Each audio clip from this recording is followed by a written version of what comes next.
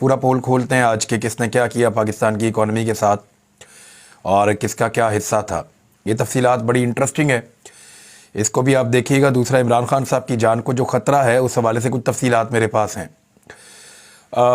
مختلف لوگ نام بھی لے رہے ہیں اور مختلف قسم کے گلے شکوے پاکستان تحریک انصاف کی طرف سے بھی سامنے آ رہے ہیں, لیکن ایک بات تو سچ ہے, پاکستان کی اسٹیبلشمنٹ نے جب بھی کبھی پاکستان میں رجیم چینج آپریشن کیا تو جب تک ڈیل نہیں ہوئی تب تک جن کے خلاف آپریشن کیا گیا انہیں کبھی واپس نہیں آنے دیا گیا.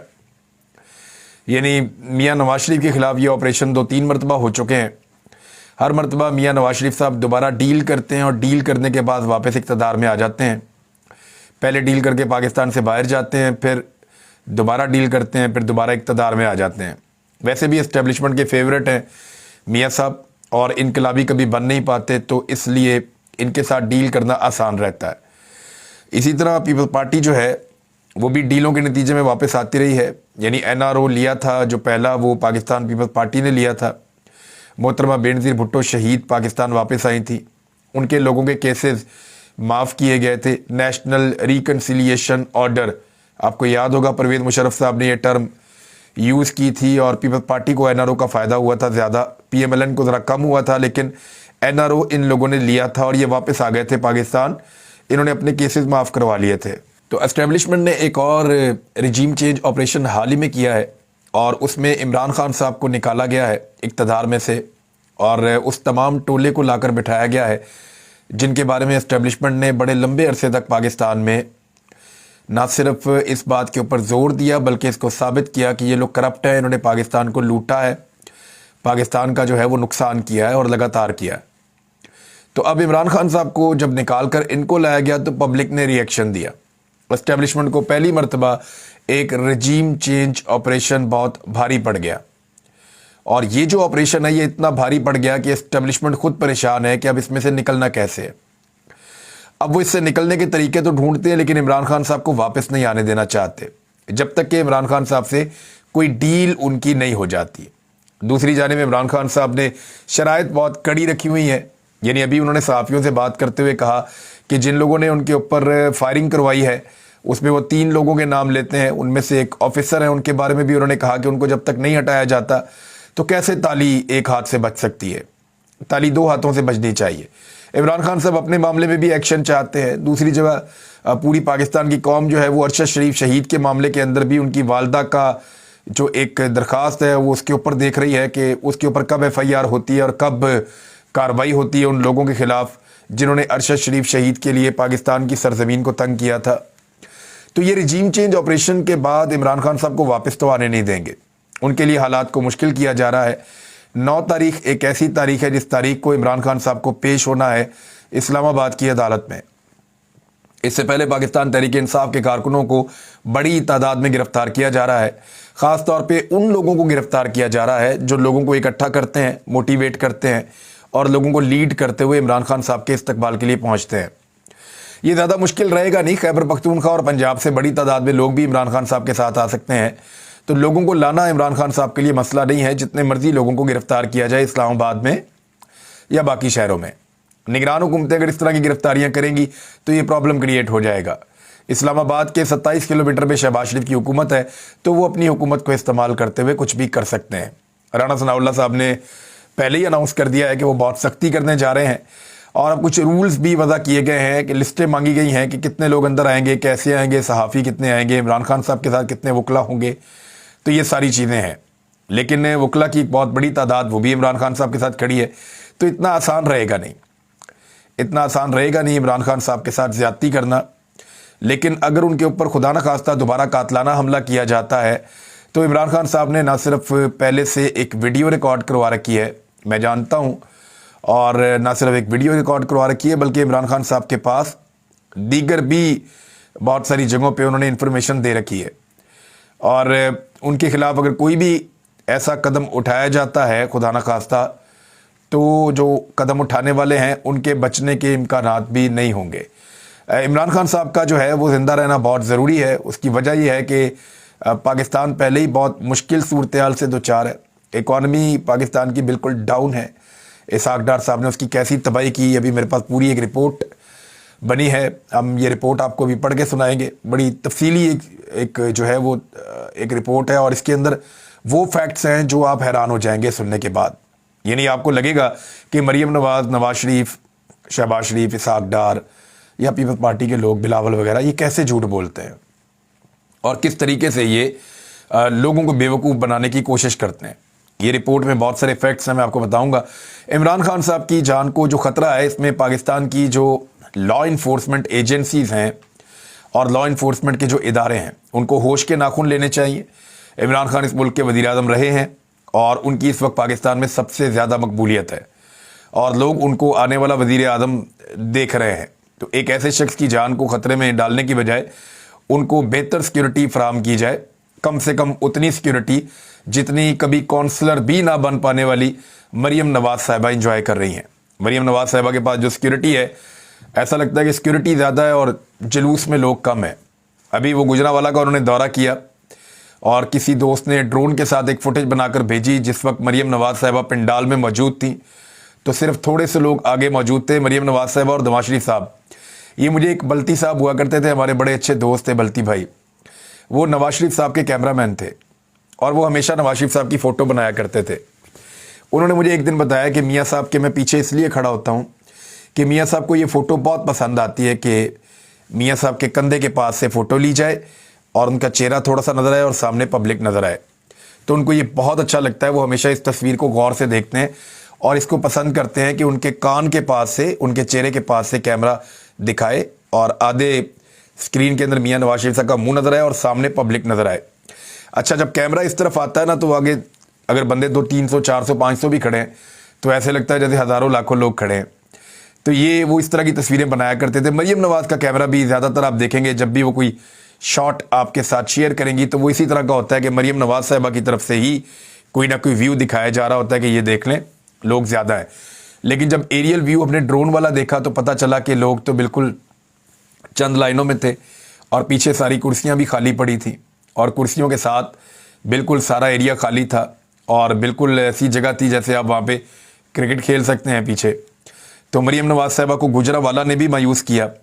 हालांकि गुजरांवाला वो इलाका है जहाँ से मरीम नवाज साहिबा को सबसे ज़्यादा पजीराई मिलनी चाहिए थी। जजेस पे कीचड़ उछालने का उनका सिलसिला जारी है। मैं आपके सामने एक फ़ैसला रखता हूँ। ये फ़ैसला आया था 7 अप्रैल 2022 को। इसमें जो जज साहिबान थे उनमें जस्टिस उमर अता बंदयाल साहब, मौजूदा chief justice of supreme court of Pakistan, justice Ijazul Ahsan sahab, जिसके ऊपर बहुत इनके ऊपर एतराज़ है मरीम नवाज को, जस्टिस मदर आलम साहब और जस्टिस मुनीब अख्तर साहब, इन पे भी एतराज़ करते हैं ये लोग, जस्टिस जमाल खान मंदुखेल, इनके ऊपर इनका एतराज़ नहीं है, ये जज साहब जो हैं। तो आप देख लें कि उस बेंच में भी ज़्यादा जजेस वही थे जिनके ऊपर मरीम नवाज को एतराज़ है। लेकिन वो फैसला क्योंकि इनको सूट किया तो इसलिए उसके बारे में इन्होंने कहा कि कानून का और आइन का और इंसाफ का बोलबाला हो गया। तो अब वही जजेस अगर आइन और कानून के मुताबिक फ़ैसला दें तो ये कहते हैं आइन और कानून का बोलबाला नहीं हो रहा, इंसाफ नहीं हो रहा। फवाद चौधरी के ऊपर उन्होंने इल्ज़ाम लगाया कि वो जजेस को मैनेज करते हैं। तो आप ज़रा सोचिए कि जो शख्स जजेस को मैनेज करता है सुप्रीम कोर्ट ऑफ पाकिस्तान के और हाई कोर्ट के चीफ जस्टिस के, उसके ऊपर खुद जब मुकदमा हुआ बगावत का, गद्दारी का, तो वो शख्स लोअर कोर्ट से भी उसको इंसाफ मिलने में कितने दिन लग गए। इसका मतलब क्या है? अगर तो एक आदमी इतना ताकतवर है कि वो जजेस को मैनेज कर रहा है तो क्या वो इतने दिन तक अंदर रह पाएगा? क्या इतनी तकलीफ वो बर्दाश्त करेगा? अगर तो जजेस के साथ ताल्लुकात हों तो ये होता नहीं है। जजेस के साथ ताल्लुकात हों तो क्या होता है वो हमने देखा कि घर की बेसमेंट में होते हैं एक साहब, हमजा शहबाज साहब, और उनको ज़मानत मिल जाती है अदालत आए बग़ैर। हमने ऐसी और बहुत सारी चीज़ें देखी हैं। मैं अदलिया के बारे में कुछ ज़्यादा बात करना नहीं चाहता, लेकिन पाकिस्तान की अदलिया ने ऐसी बहुत सारी मिसालें छोड़ी हैं जिनके ऊपर हम डिस्कस कर सकते हैं। अब आ जाएं आपके इसहाक डार साहब के बारे में। किसने पाकिस्तान में ज़्यादा तबाही फैलाई? शौकत तरीन ने, मिफ्ता इस्माइल ने या इसहाक डार ने? 11 फरवरी 2022 को पीडीएम ने ऐलान किया था कि वो इमरान खान साहब के खिलाफ एक तहरीक अदम एतमाद लेकर आएंगे। 8 मार्च को वो तहरीक अदम एतमाद लेकर आए थे। वज़ीर आज़म रिलीफ पैकेज का अनाउंसमेंट जो हुआ था वो 28 फरवरी 2023 को हुआ था। यानी जब तहरीक अदम एतमाद आई तो उससे लगभग कुछ 8 दिन पहले 9 दिन पहले इमरान खान साहब ने वज़ीर आज़म पैकेज का ऐलान किया था, रिलीफ पैकेज, जिसमें लोगों को महंगाई से थोड़ा कम करने के लिए इमरान खान साहब ने इक़दाम किए थे। बिजली की कीमतों पर 5 रुपये सब्सिडी दी गई थी और पेट्रोलियम की कीमतें भी कम करने का इमरान खान साहब ने कहा था। इन इक़दामात को उस वक्त पाकिस्तान की मीडिया ने और पाकिस्तान की जो पीडीएम की जमातें हैं, पीपल्स पार्टी समेत, उन सब ने कहा कि ये पाकिस्तान की मईशत के साथ दुश्मनी है और इमरान खान साहब सिर्फ एक पॉपुलर कदम उठा रहे हैं, वो पाकिस्तान की मईशत को तबाह बर्बाद कर देंगे। लेकिन फिर हुआ क्या? अदम एतमाद की तहरीक कामयाब हो गई। 10 अप्रैल को पीडीएम की हुकूमत बन गई पाकिस्तान में। इमरान खान साहब का जो पैकेज जो उन्होंने दिया था, वज़ीर आज़म रिलीफ पैकेज, जिसमें उन्होंने पेट्रोलियम मसनूआत को 10 रुपये और बिजली को 5 रुपये सस्ता किया था, इस पैकेज का इस्तेमाल पाकिस्तान तहरीक इंसाफ ने 9 अप्रैल तक किया, यानी 28 फरवरी 2022 से लेकर 9 अप्रैल 2022 तक इस्तेमाल किया। और यानी ये बनते हैं 39 या 40 दिन बनते हैं, लगभग 40 दिन ही आप कर लें। तहरीक इंसाफ ने इस पैकेज को 40 दिन तक इस्तेमाल किया और तहरीक इंसाफ ने इस पैकेज के ऊपर 130 अरब रुपए खर्च किए। तहरीक इंसाफ का ये कहना है कि हमने ये पैसा अरेंज कर रखा था और हमें पता था कि इस पैसे को कैसे मैनेज करना है और हमारी चीज़ें कंट्रोल में थी। इसके बाद आ गई हुकूमत मिफ्ता इस्माइल, शहबाज शरीफ की और पीडीएम की। तो इस हुकूमत ने इस पैकेज को कितने दिन तक इस्तेमाल किया, अब मैं आपको ये बताता हूँ। 10 अप्रैल से लेकर 3 जून तक, यानी इस पैकेज को बुरा कहते रहे पीएमएलएन वाले, पीडीएम वाले, लेकिन उन्होंने आते ही इस पैकेज को ख़त्म नहीं किया, बल्कि 10 अप्रैल इमरान खान की हुकूमत ख़त्म होने से लेकर 3 जून तक, यानी 44 दिन तक इमरान खान साहब ने इस्तेमाल किया, 40 दिन तक, और पीडीएम की हुकूमत ने इस्तेमाल किया 44 दिन तक इसी पैकेज को। इमरान खान साहब का हिस्सा 130 अरब है और पीडीएम का हिस्सा 156 अरब है। अगर तो उन्हें लगता था कि ये पैकेज जो इमरान खान साहब ने दिया गलत है, तो उन्हें आते ही इसको ख़त्म करना चाहिए था, लेकिन उन्होंने ऐसा नहीं किया। मिफ्ता इस्माइल साहब जब आए तो उन्होंने आईएमएफ के साथ मुज़ाकरात शुरू किए और मुज़ाकरात उनके कामयाब भी हुए, लेकिन महंगाई बहुत तेज़ी से बढ़ना शुरू हो गई।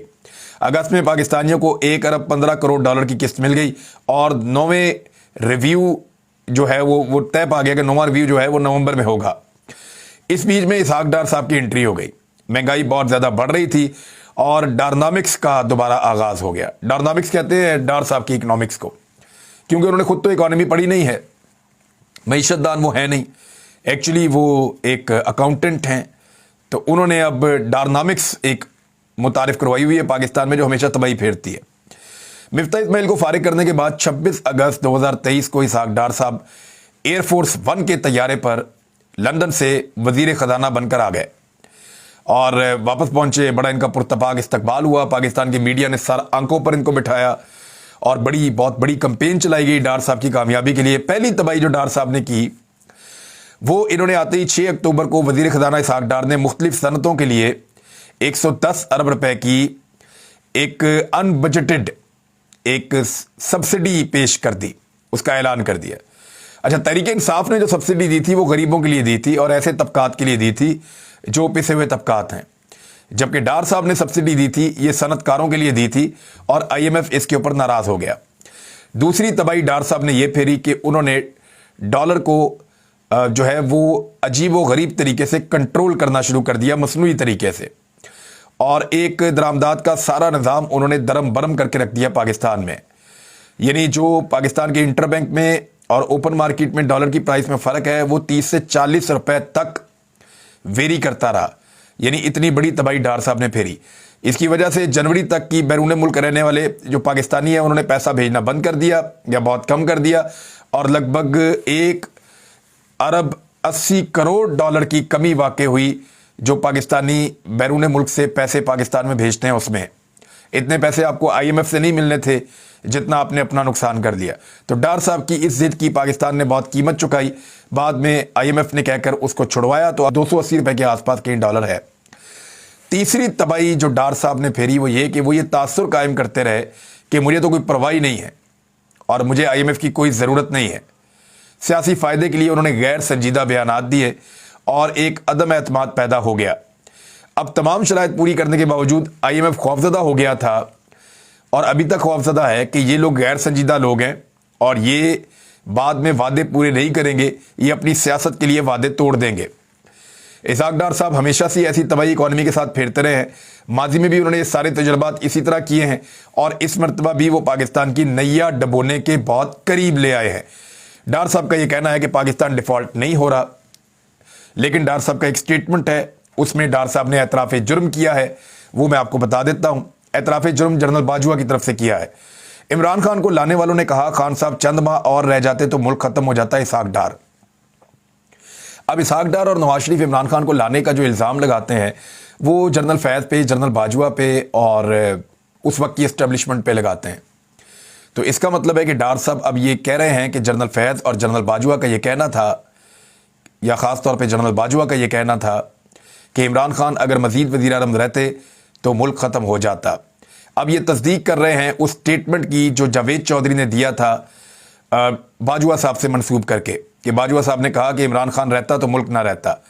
اب آج اسحاق ڈار صاحب نے بھی وہی بات کہہ دی ہے۔ پہلے تو باجوہ صاحب اس بات سے مکر گئے تھے، لیکن اب کیسے مکریں گے؟ ملک کے وزیر خزانہ نے وہی بات کی ہے، تو اس کو ایک اعتراف جرم کے طور پہ لیا جائے۔ اور ڈار صاحب نے رجیم چینج آپریشن کی ایک بڑی گواہی بھی دے دی ہے۔ اب تک کے لیے اتنا ہی، اپنا خیال رکھیے گا، اپنے اس چینل کا بھی۔ اللہ حافظ۔